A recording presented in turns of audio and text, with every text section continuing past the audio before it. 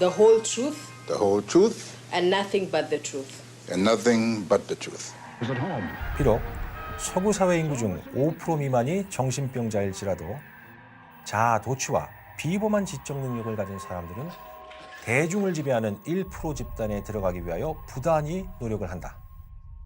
정치와 거대 사업에 매료되기 시작하면서 그들은 민주주의를 강하게 반대한다.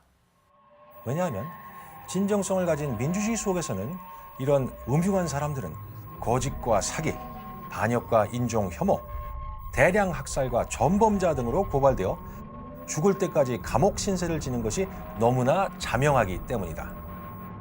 그렇지만 탄핵은 수용할 수 없다 라고 2009년도에 취임한 이 미소 짓고 있는 새 대통령은 선언하였다.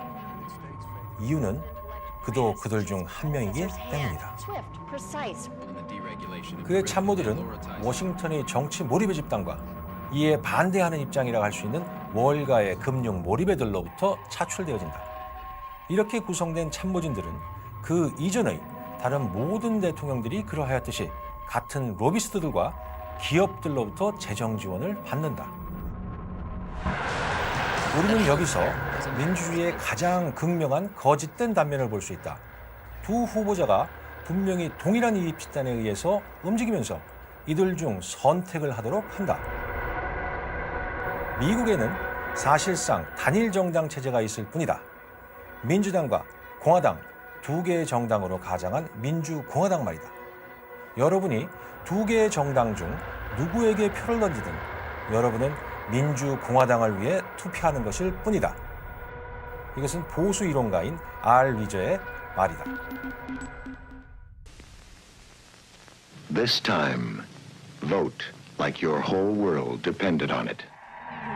사람들로 하여금 자신과 같은 색채 중 한 곳에 투표하게 하는 것이 해당 후보자와 연계성을 느끼게 하면 물론 민주주의 제도 안에서 이루어졌다고 믿게 할 수 있는 가장 최선의 방법이기 때문이다. 사람들이 한 후보자에게 믿음을 갖지 못하거나 경계심을 가지기 시작할 때 사람들에게 완전히 새롭고도 미소 짓는 얼굴과 함께 우린 할 수 있다. 그리고 바꿀 때가 되었다. 같이 연호하기 쉽고 희망을 주는 것 같지만 근본적으로 무의미한 간단한 슬로건들을 주면 된다. 무슨 의미가 있겠는가?